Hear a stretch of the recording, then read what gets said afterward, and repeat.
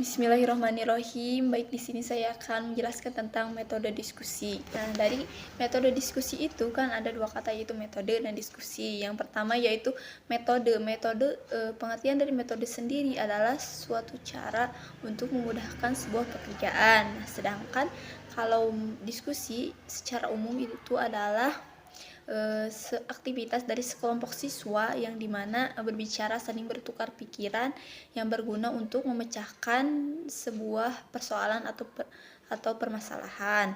Nah, kemudian saya mengambil pendapat atau pengertian menurut para ahli yang dimana hanya satu saja, yaitu menurut Semiwan 1990 yang mengatakan bahwa metode diskusi adalah suatu cara penyampaian materi oleh guru kepada siswa dengan sarana, yaitu sarananya bertukar pikiran yang berguna untuk memecahkan sebuah persoalan yang dihadapi. Nah, setelah kita mengetahui pengertian dari metode diskusi, yang selanjutnya yaitu ada prinsip-prinsip dari metode diskusi. Nah, sedangkan prinsip-prinsip metode diskusi itu yang pertama adalah melibatkan siswa secara aktif. Kenapa harus melibatkan siswa secara aktif? Karena kan di dalam sebuah forum diskusi itu si siswa itu dituntut untuk aktif atau mengemukakan pendapatnya secara baik. Nah, di sanalah si siswa akan terlibat secara aktif untuk bisa memberikan persepsinya terhadap sebuah persoalan. Kemudian yang kedua yaitu diperlukan keteraturan dan keterlibatan dalam mengemukakan pendapat secara bergilir dan sesuai dengan aturan. Nah, di sini sudah tentu pasti dalam sebuah forum diskusi itu harus diadakannya sebuah keteraturan. Dalam keteraturan itu harus ada aturan-aturan tertentu, karena kan sebuah diskusi itu adalah forum untuk memecahkan sebuah persoalan. Nah, di sana jadi harus dibagi-bagi siapakah yang menjadi moderator, siapakah yang jadi penulisnya. Ketika sudah dibagi-bagi tugasnya, jadi semuanya akan teratur menjalankan tugas-tugasnya masing-masing. Nah, kemudian yang ketiga yaitu masalah yang didiskusikan sesuai dengan perkembangan dan kemampuan berpikir siswa. Nah, kenapa di sini harus sesuai dengan kemampuan berpikir siswa? Ya karena kan seorang guru itu harus memberikan materi itu sesuai dengan kemampuan siswa atau melihat kondisi siswa.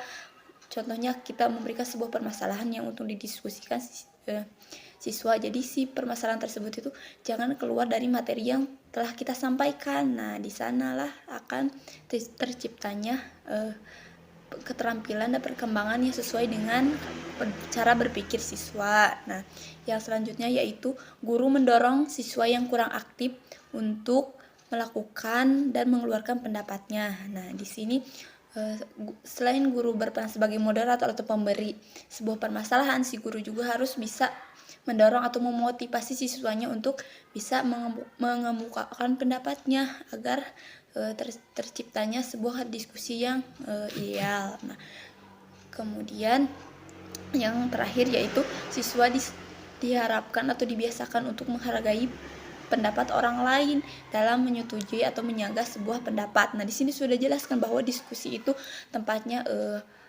bertukar pikiran, yang dimana setiap pendapat dari setiap orang itu akan berbeda, karena kan mereka mempunyai kepala yang berbeda juga. Nah, disinilah siswa dituntut untuk bisa toleransi terhadap sebuah pendapat maupun itu sanggahan atau persetujuan. Nah, di sanalah akan terciptanya atau timbulnya sebuah sikap toleransi terhadap pendapat orang lain, kan karena di dalam sebuah diskusi itu semua berhak mengeluarkan pendapatnya, baik yang ingin menyanggah atau mengeluarkan pendapatnya. Nah, itulah prinsip dari metode diskusi. Kemudian ada tujuan dari metode diskusi. Tujuan dari metode diskusi yang pertama yaitu berpikir secara demokratis. Nah, kan sudah tentu pasti di dalam diskusi itu tujuannya itu adalah untuk mendapatkan sebuah solusi dari permasalahan yang telah diberikan dengan cara diskusi. Nah, pasti diskusi itu adalah merupakan sebuah demokrasi, atau dalam demokrasi ini adalah musyawarah untuk mencapai mufakat atau mencari sebuah solusi. Yang kemudian yang kedua yaitu pemecahan masalah secara demokrasi. Sudah tentu kan tadi jelaskan bahwa untuk memecahkan sebuah permasalahan dalam metode diskusi ini yaitu dengan didiskusikan atau dengan cara bertukar pikiran. Nah, kemudian yang ketiga yaitu tujuan dari metode diskusi yaitu partisipasi peserta didik. Sudah tentu karena kan dalam diskusi ini ada peserta didik berperan sebagai peserta diskusi, yang dimana setiap siswa itu harus berpartisipasi dalam mengeluarkan pendapat dalam diskusi tersebut. Setelah kita mengetahui tujuan dari metode diskusi, yang selanjutnya kita harus mengetahui jenis-jenis dari metode diskusi. Nah, jenis-jenis metode diskusi sendiri itu mempunyai banyak. Nah, di sini saya hanya mengambil 5, yaitu menurut Subroto tahun 2002. Yang pertama yaitu metode diskusi yang pertama yaitu metode diskusi kelas, yang dimana kan di dalam katanya saja sudah jelas bahwa metode diskusi kelas. Nah, berarti di dalam diskusinya itu melibatkan seluruh anggota kelas yang ada di kelas. Seorang guru hanya berperan sebagai moderator dan sebagai pemberi permasalahan. Nah, jadi si siswa yang ada di kelas itu semuanya itu berhak mengemukakan pendapatnya tanpa perlu dibagi-bagi kelompok lagi, karena ini kan namanya diskusi kelas. Nah, yang kedua yaitu diskusi kelompok kecil. Nah, kalau ini diskusi kelompok kecil namanya juga kelompok kecil. Misalkan kalau di dalam satu kelas itu ada 15 orang. Nah, diskusi kelompok kecil ini maksimalnya 3 sampai 5 orang di dalam satu kelompok. Nah, yang tadi 15 orang ini kita bagi yaitu menjadi 3 kelompok, berarti 5 orang. Nah, ini yang dinamakan metode diskusi kelompok, yang dimana di setiap kelompoknya itu ada yang berperan sebagai moderator dan sebagai anggota diskusi. Nah, di sana di tiap kelompok itu mengadakan diskusi untuk memecahkan sebuah permasalahan, nah, yang telah diberikan oleh guru tadi.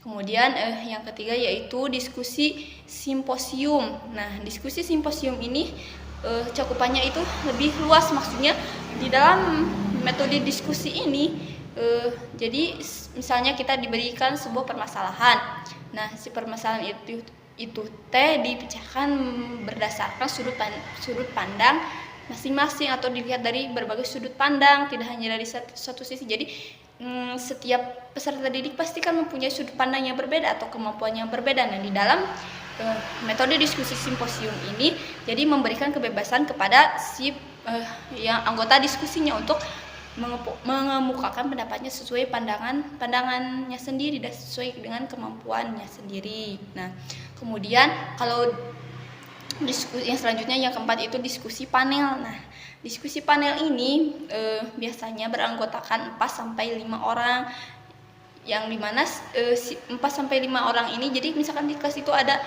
26. Nah, kita ambil 4 orang. Nah, si 4 orang ini menjadi pendiskusi, yang dimana di tata letaknya atau di diskusinya itu di depan kelas. Jadi yang bisa diskusi itu hanya 4 orang. Yang 4 orang ini, nah, yang lain sisa dari yang 4 orang tadi, yang 22 tadi itu diberikan penugasan yang dimana harus meringkas hasil dari kesimpulan diskusi yang dilakukan oleh 4 orang tadi yang ada di depan. Nah, seperti itu. Jadi ada yang berperan sebagai pendengar saja, audiens, dan kemudian ada yang berperan sebagai pendiskusi tadi yang 4 orang. Kemudian jenis-jenis metode diskusi yang kelima yaitu metode diskusi bus group, yang dimana metode diskusi bus group ini beranggotakan 3 sampai 4 orang. Nah, di dalam metode diskusi bus group ini timbul karena adanya sebuah pertanyaan dari siswa yang dimana memicu sebuah diskusi. Jadi si diskusi bus group ini biasanya terjadi di awal pembelajaran atau di akhir pembelajaran. Jadi contohnya seorang guru setelah menjelaskan materi kemudian tentang sholat, kemudian ada yang bertanya tentang permasalahan di dalam sholat. Nah, jadi si hasil atau timbulnya pertanyaan tersebut akan menjadi awal mula dari terjadinya diskusi bus group ini. Nah, kemudian setelah kita mengetahui jenis-jenis metode diskusi, yang selanjutnya adalah yang paling penting itu adalah tentang langkah-langkah metode diskusi. Nah, langkah-langkah metode diskusi menurut Hamdayama tahun 2015 yang pertama yaitu langkah yang pertama menentukan tujuan pembelajaran yang ingin dicapai baik yang bersifat khusus atau maupun umumnya. Dimana kan pasti setiap pembelajaran itu mempunyai tujuan. Nah, jadi fungsi dari tujuan itu merupakan Jadi tahap akhir, jadi bagaimana hasil akhir yang akan kita tuju kemana. Jadi si pembelajaran itu tidak kemana-mana, jadi harus sesuai dengan tujuan pembelajaran tersebut.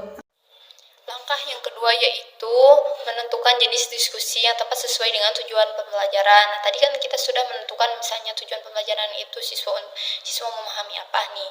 Kemudian kita harus sebagai seorang guru harus bisa menentukan atau memilih jenis diskusi mana yang cocok dengan tujuan pembelajaran tadi, apakah jenis diskusi diskusi kelas atau diskusi kelompok kecil atau bus group dan yang lainnya.